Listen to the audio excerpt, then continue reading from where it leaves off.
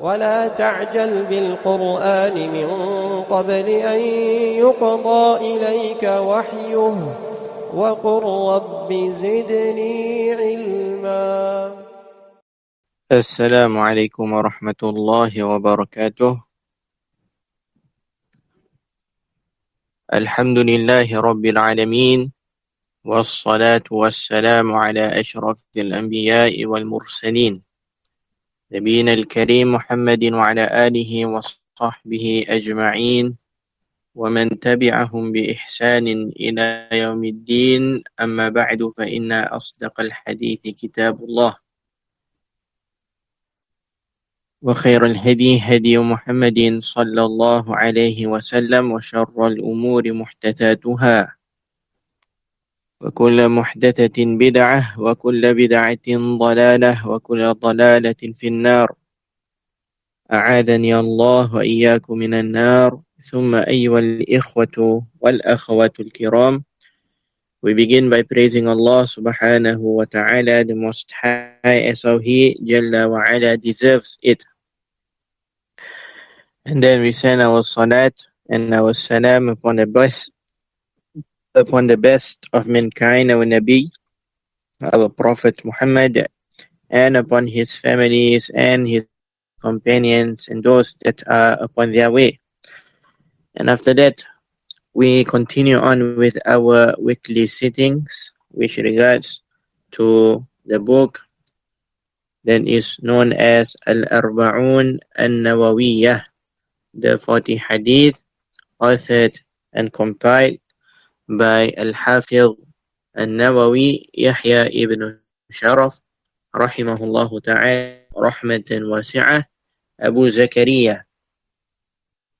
And from this amazing, wonderful book of Al-Hafiz An-Nawawi, we had reached to Hadith number 19. And it reads, عن عبد الله ibn Abbas radiyallahu anhuma قال, on the authority of Abdullah ibn Abbas, whom Allah is well pleased with them, he said, كنت خلف رسول الله صلى الله عليه وسلم يوما فقال, one day I was behind the Prophet صلى الله عليه وسلم, and he said, يا غلام, O young man, إني أعلمك كلمات, I shall teach you some words. احفظ الله يحفظك, preserve Allah and Allah will preserve you.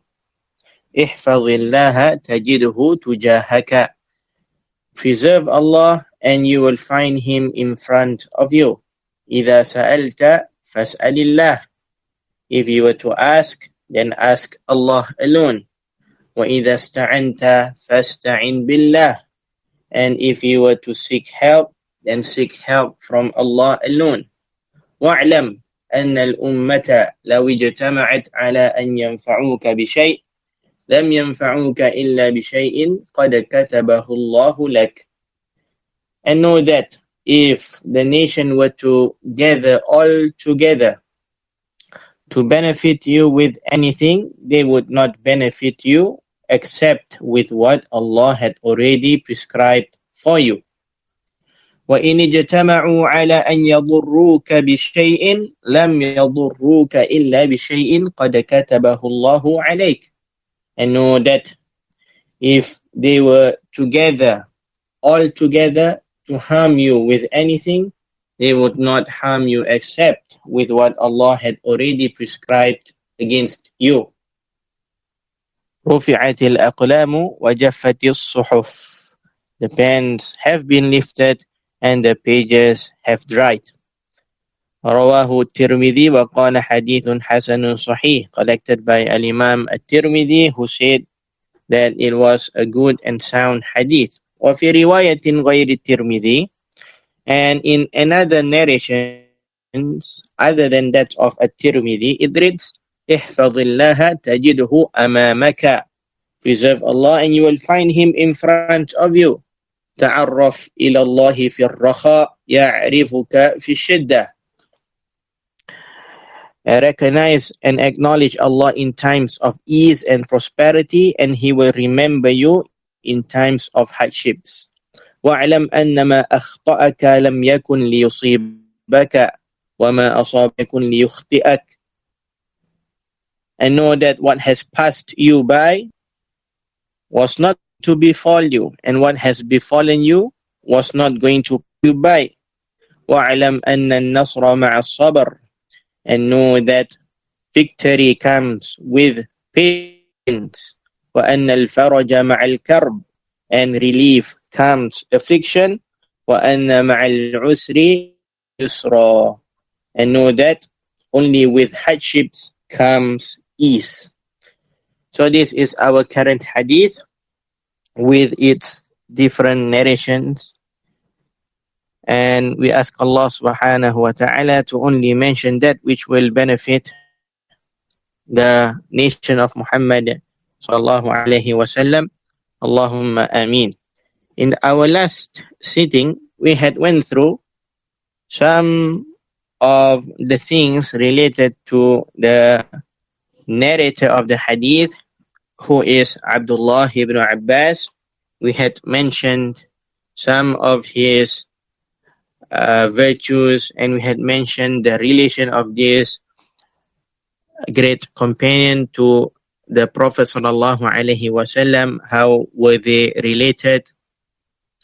And then we had taken, as mentioned, some of the virtues of Abdullah ibn Abbas. We mentioned that some of his virtues, radiallahu anh, relates to being a companion of the Prophet sallallahu alaihi wasallam in general, and he has general virtues as well in being from the household of the Prophet sallallahu alaihi wasallam, what is known as the Alul Bayt, the people of the household. And as how we had mentioned in our last sitting, that for these specific virtues of being a household member of the Prophet sallallahu alaihi wasallam, there is an extra criteria to it, and that is to be upon the teachings of the Prophet sallallahu alaihi wasallam, which is the most important point. It is not only about being a household member of the Prophet sallallahu alaihi wasallam, rather there is a condition for a person to be and to be receiving the virtue of such, and that is to be upon the teachings of the Prophet sallallahu alaihi wasallam. And so if a person, he is from the household member of the Prophet sallallahu alaihi wasallam, and he is upon the teachings of the Prophet sallallahu alaihi wasallam, then yes, we say that this person is virtuous in this aspect, and he is to be raised and such. There are certain rulings regarding him and such. As for only being a member of the household of the Prophet sallallahu alaihi wasallam, yet he is far, far away from being upon the teachings of the Prophet sallallahu alaihi wasallam, either going against the teachings of the Prophet sallallahu alaihi wasallam, or he innovates things in the religion of Allah subhanahu wa ta'ala, then we say that he has no part of this virtue of being a household member of the Prophet sallallahu alaihi wasallam. Rather, this will be a reason more for him to be punished by Allah subhanahu wa ta'ala if Allah azza wa jal wills. Naam. And so we had mentioned that even Abu Lahab, Abu Jahl, and many other non-believers during the time of the Prophet sallallahu alaihi wasallam, they were part of the household of the Prophet sallallahu alaihi wasallam. They were his uncles, they were his aunties, they were his cousins, and even his mother, and even his father. All of them were known to be non-believers, and their relationship to the Prophet sallallahu alaihi wasallam being a household member of the Prophet sallallahu alaihi wasallam did not benefit them in any way. It did not benefit them in any way. And so, barakallahu fikum, this is an important note that one should take notice of and be aware.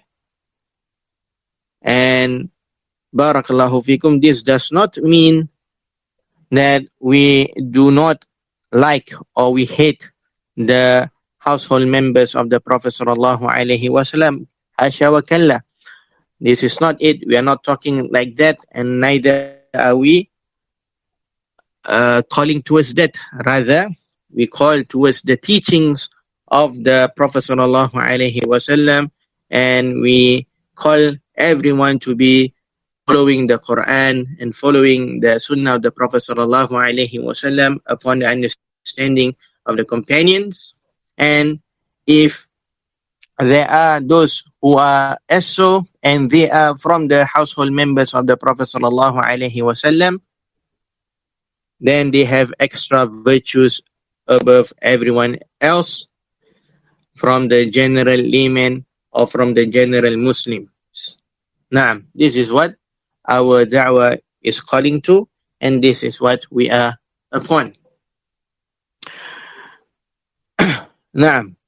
And then we had talked about some of the specific virtues that relates to Abdullah ibn Abbas radiallahu anhuma, specifically such as him being a companion that, or he being from the companions that narrated the most hadith to the Prophet sallallahu alaihi wasallam, and he was known to be from the best of the interpreters of the Quran.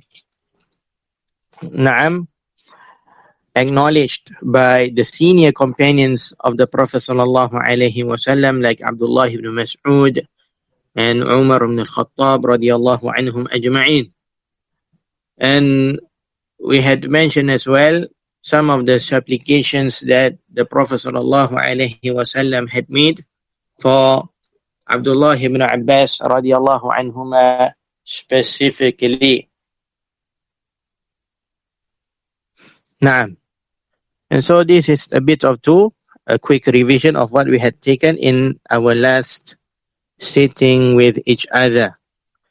Continuing on from there, the second part of the hadith, which is the collector of the hadith, and as mentioned here, the collector that has been mentioned or that had been mentioned by Al-Hafiz An-Nawawi rahimahullah is Al-Imam At-Tirmidhi.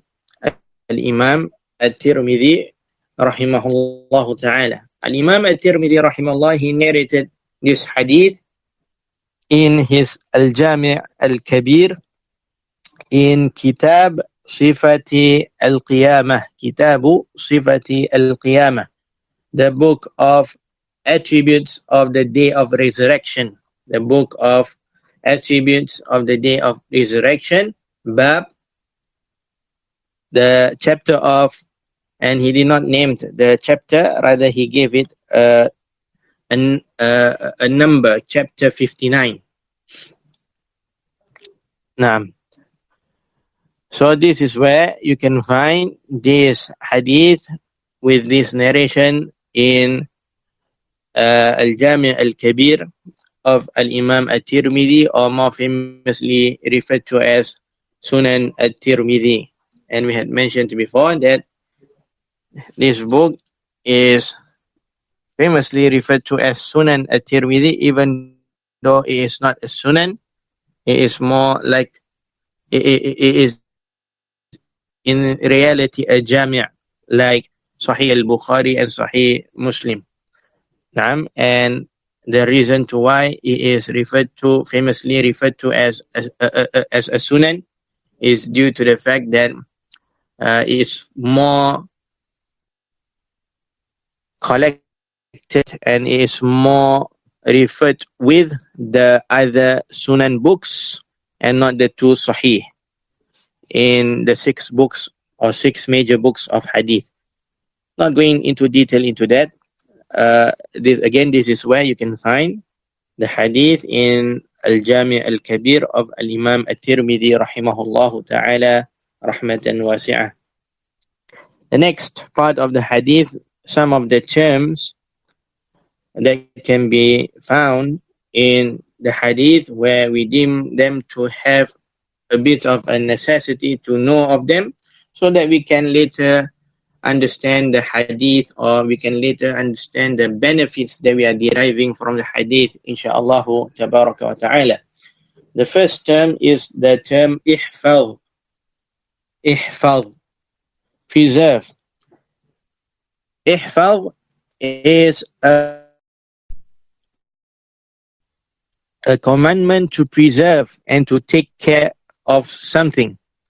A commandment to preserve and to care for something.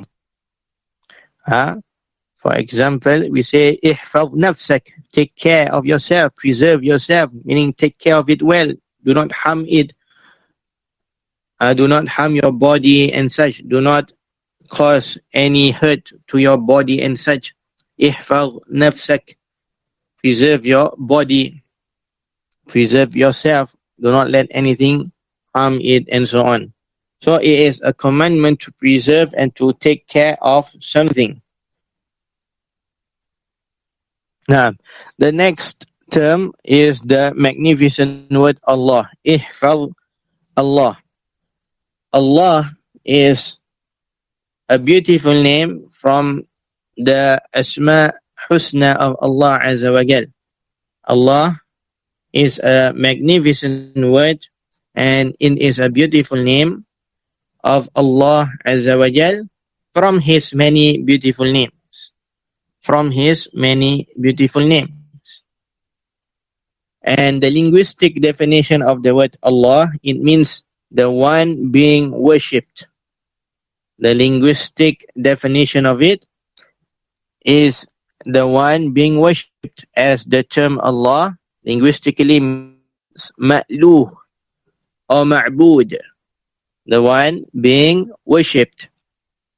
As for the legislative definition of the term Allah, as how Abdullah ibn Abbas, our narrator here, our companion here for this hadith, Abdullah ibn Abbas radiallahu anhuma, he was known to mention that the term Allah, as found in Tafsir al-Tabari and others, means ذُو الْأُلُوهِيَّةِ وَالْمَعْبُودِيَّةِ عَلَى خَلْقِهِ أَجْمَعِينَ. Allah means the one who possesses the rights of being worshipped and submitted to above all of His creations. Allah means the one who possesses the rights of being worshipped and submitted to above all His creations. This is the legislative definition for the term Allah, for the magnificent word Allah. And to Allah, meaning term, belongs some specifics. From the specifics of the name Allah is that none can be named as Allah except for Allah. Only Allah Azza wa Jal has the rights to be named as Allah. There are certain names of Allah where only Allah can be named as so, and none of the creations can be named with that name. From it is the name Allah or Ar-Rahman. Now, these names Allah and Ar-Rahman, only like that, Ar-Rahman, they have specifics that only Allah subhanahu wa ta'ala can be named as so. And this is important, especially the name Rahman, Ar-Rahman. In our part of the land, in Singapore and others, there are many who are named Ar-Rahman. And it is not permissible to name a person Ar-Rahman, because Ar-Rahman is only for Allah subhanahu wa ta'ala. Only Allah Azza wa Jal can be named as so. Naam. But we have many that are named as Rahman or Ar-Rahman only in our part of the land. And so, Barakallahu Fikum, is important to know of this ruling. So the name Allah, only Allah Azza wa Jal can be named as so. If others want to put Allah as a name, then they will need to put something in front of it, such as Abadun for the male or Amatun for the female. So it will turn out as Abadullah, the servant of Allah, or Amatullah, the female servant of Allah. As for only Allah, just like that, it is not permissible for anyone to have this name. Only Allah Azza wa Jal has the rights over this name. The next term, tujahun. Tujah. The word tujah is translated to in front, as how the other narration, ihfadillah tajidhu amamaka. So tujah has the same meaning as amama. Tujah has the same meaning as amama, and so it will be translated to in front. Preserve Allah, you will find him tujahaka, in front of you. What does it mean? This will all be in the benefits, inshallah tabaraka wa ta'ala. Next term, sa'alta, to ask. And the first one, sa'alta, idha sa'alta, sa'al, to ask. Fas'alillah, fas'al. The second one is a commandment to ask. So the first one is the action of asking. The second one, the later one, is the commandment to ask. The next term is ta'anta and fasta'in. So ista'anta comes from the word ista'ana, and fasta'in is also from isti'ana, which is to seek aid or to seek help. To seek aid or to seek help. The first one, ista'ana, is the action of seeking aid and seeking help. As for fasta'in, the later is a commandment to seek aid and to seek help.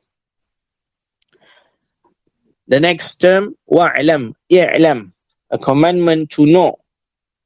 A commandment to know, i'lam, a commandment to know. And this term, you find it in the legislative texts, or you find it in the scholarly texts. If it is used, then what comes after it will be something important. Whether is it in the religious text, or whether is it in the scholarly text. If it is used when Allah says i'lam, or when a scholar he writes in his writings, i'lam, know that,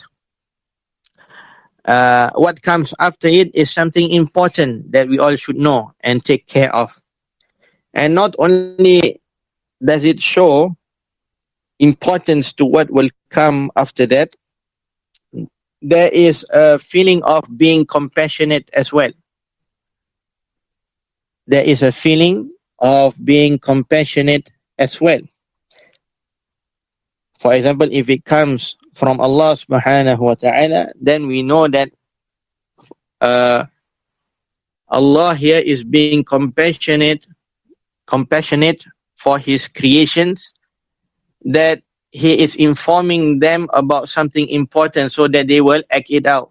Allah Azza wa Jal, he says, for example, فَاعْلَمْ أَنَّهُ لَا إِلَهَ إِلَّا اللَّهِ, know that there is none worthy of being worshipped except for Allah. So here, Allah Azza wa Jal uses the term i'lam, Know that there is none that deserves to be worshipped in truth except for Allah. So this information of none has the rights of being worshipped in truth except for Allah is an important information that Allah Azza wa Jal wants to inform us about it, as He is compassionate. He is most compassionate and He is the most merciful. He does not want us all to be punished. He wants us all to be upright. He wants us all to be rewarded with good and to enter the paradise of His. And therefore, He is informing us about this important affair so that we can act upon it. So it is a commandment of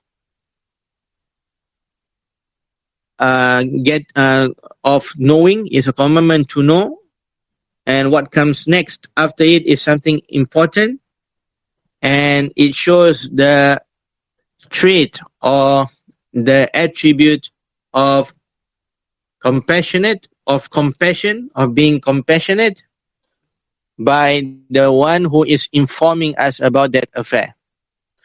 Likewise, if the scholar uses i'lam in his scholarly writing, then he is telling us, the reader, that what comes next is something important, and due to him being compassionate, he is informing us about this important affair so that we can act upon it. So i'lam is a commandment to know, and it carries the feeling of being compassionate by the one who is saying it. This is about the term i'lam. Next term, ummah, from the saying of the Prophet sallallahu alaihi wasallam, anna al-ummata, al-ummah. Al-ummah is linguistically translated to as nation. Nation. And ummah, barakallahu fikum, generally can be used for other than nations as well. But here specifically,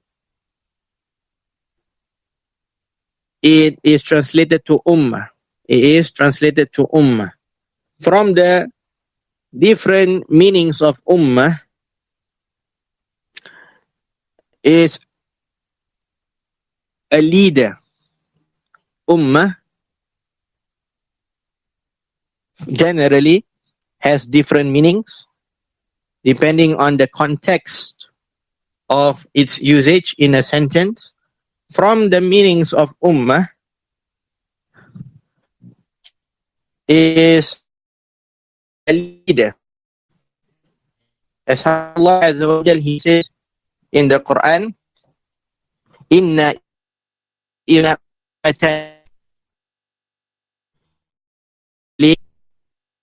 wa, and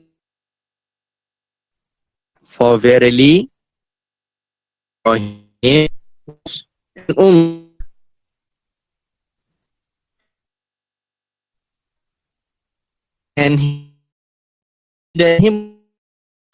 we do not say that linguistic translation Ibrahim was a nation, Ibrahim was a leader.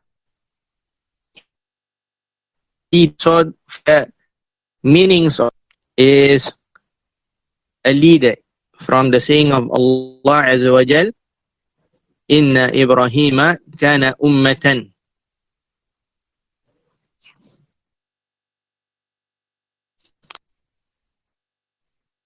And other meaning of ummah is a religion or a way of, and an understanding of, or a religion. says, in akhna anhumul adab ma'dudatin, and from them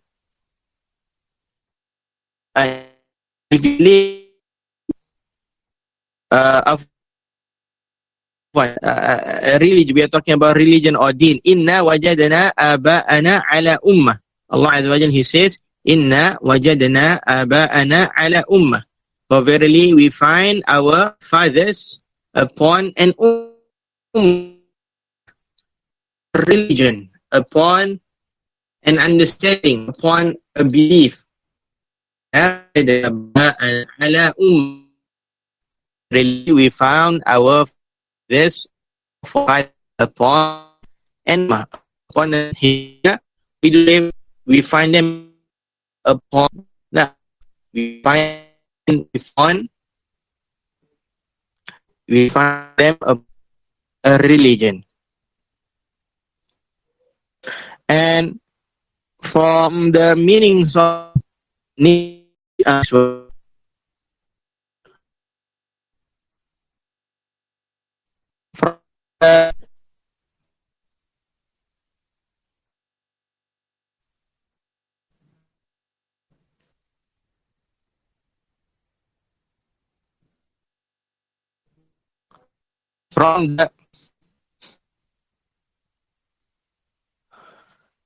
from the meanings of ummah as well is time.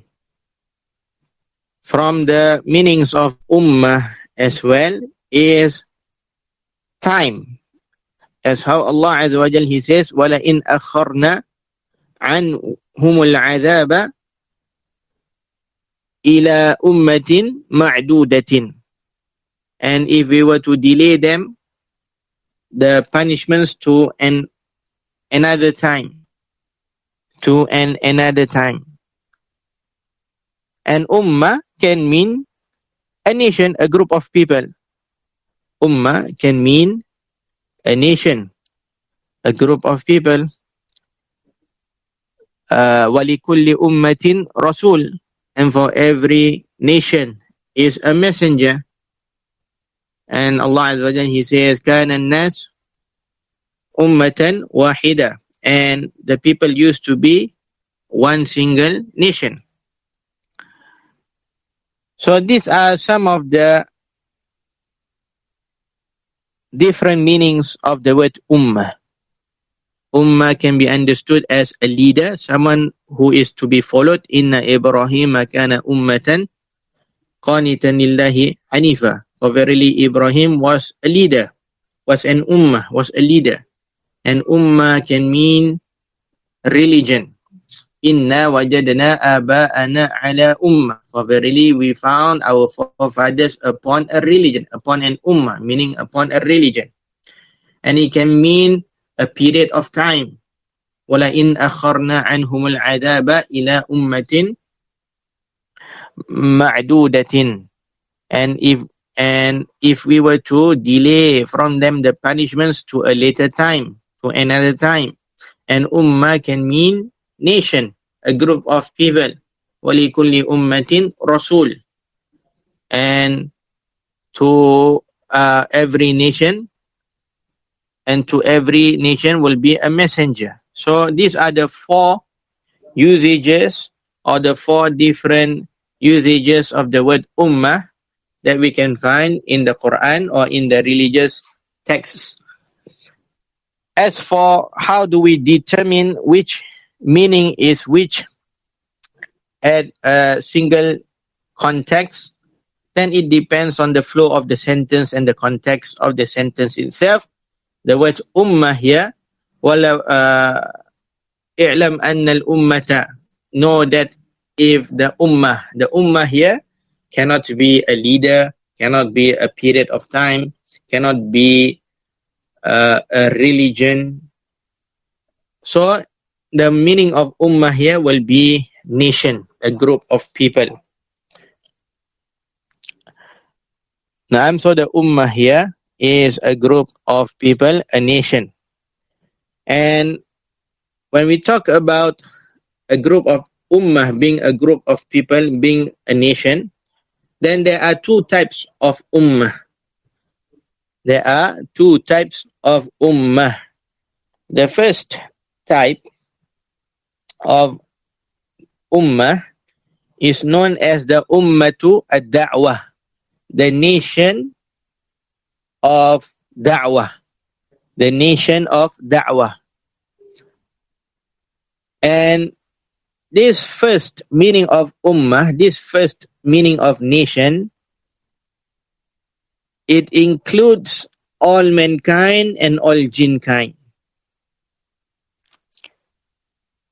It includes all mankind and all jinkind, Muslim or non-Muslims, Muslims or non-Muslims. All of us, after the sending of the Prophet Muhammad sallallahu alaihi wasallam, all of the people, all of the jinkind, they are known as the Ummatud Da'wah, the nation where the da'wah is for them, the da'wah of Muhammad sallallahu alaihi wasallam, the call of the final message of the Prophet sallallahu alaihi wasallam is for them. So every one of us is from the nation of da'wah, where the da'wah is towards us, is directed towards us. All of us are from the nation of da'wah, meaning the da'wah is directed towards us, every one of us, since the sending of the Prophet Muhammad sallallahu alaihi wasallam. The second meaning, or the second type of ummah, is the ummah of Islam, ummatu al-Islam, the nation of Islam. And the nation of Islam is something more specific than the first. The ummatul Islam, the nation of Islam, are those who had accepted the call of the Prophet sallallahu alaihi wasallam. Are those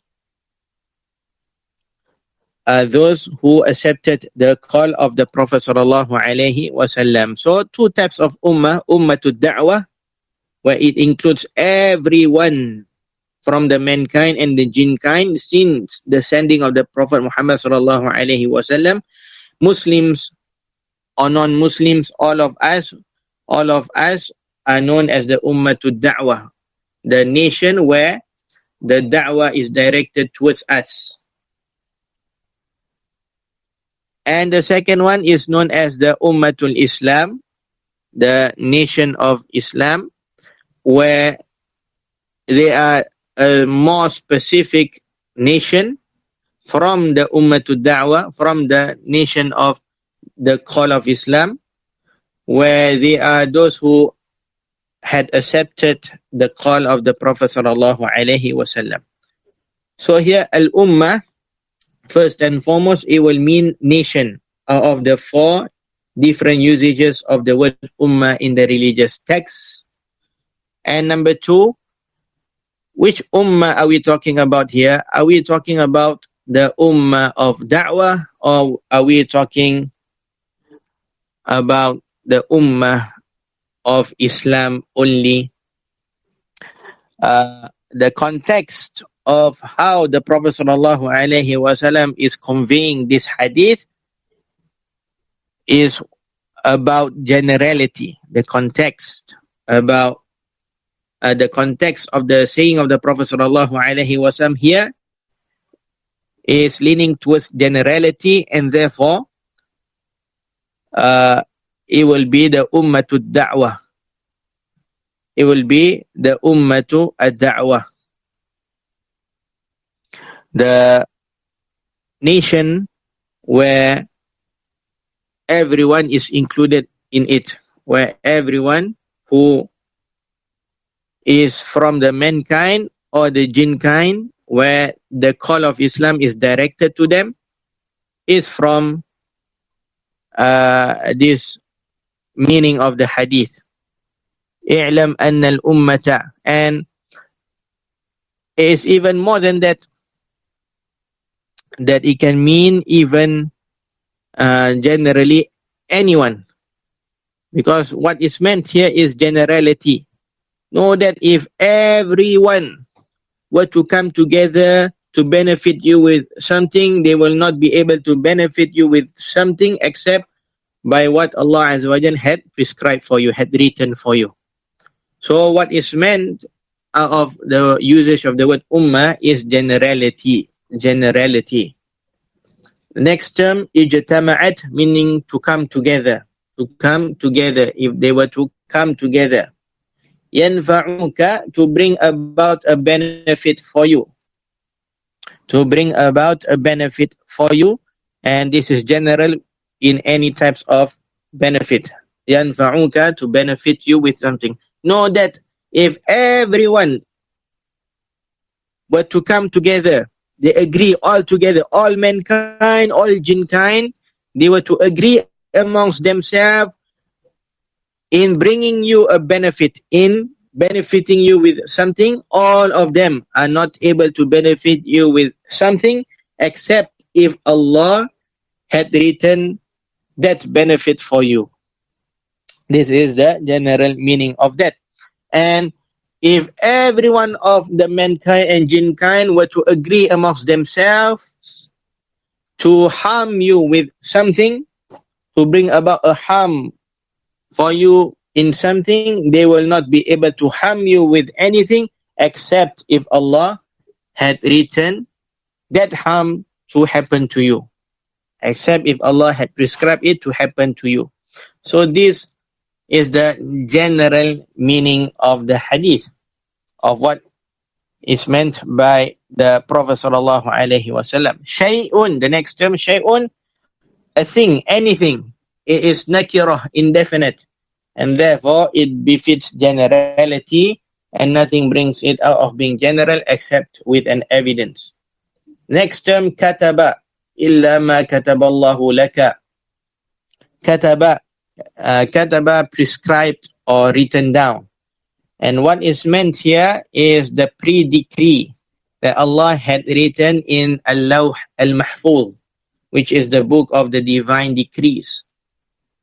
What is meant here is the pre-decree that Allah Azza wa Jal had written in Al-Lawh Al-Mahfuz, which is the book of the divine decrees. Next term, yadurruka, to cause you harm. And again, general in any types of harm. The next term, rafa'at, from the verb rafa'a, here is rufi'a, has been raised. Rafa'a, to raise, rufi'a, has been raised. Al-aqlam, the pens, meaning the pens that wrote down the decree has been raised. Meaning the pen that wrote down the decree had been raised from anything new, from writing anything new. Jaffat, from the verb jaffa, to dry up. As-suhuf, the papers and the pages. As-suhuf, the papers and the pages, meaning the papers and the pages where Allah Azza wa Jal had written upon it the pre-decrees, where Allah Azza wa Jal had written upon it the pre-decrees, meaning everything that is to happen had already been written down and confirmed. The meaning of Jaffati Suhuf is that the papers has dried up, meaning everything that is going to happen had already been written down and confirmed. Nothing new will come in happening also in the world, because Allah Azza wa Jalla has written everything down in the book of the divine decrees. These are some of the terms that we are in need of knowing before going through the benefits of the hadith. And the adhan is going on right now, and so we will continue in the next lesson, inshallah, tabaraka wa ta'ala.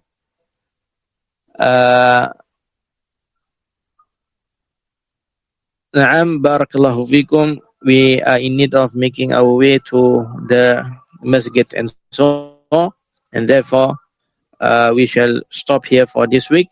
Jazakumullahu khairan wa barakallahu fikum. As'alullah al-azim Rabbal arshil karim an yatawallana fid dunya wal akhirah wa an yaj'alana mubarakina aynama kunna wa an yaj'alana mimman idza u'tiya shakar wa idza ubtuliya sabar wa idza aznaba astaghfar innahu jawadun karim. Wa sallallahu ala nabiyyina Muhammadin wa ala alihi wa sahbihi wa sallam. Subhanakallahumma wa bihamdika asyhadu an la ilaha illa anta astaghfiruka wa atubu ilaik. Wassalamu alaikum warahmatullahi wabarakatuh.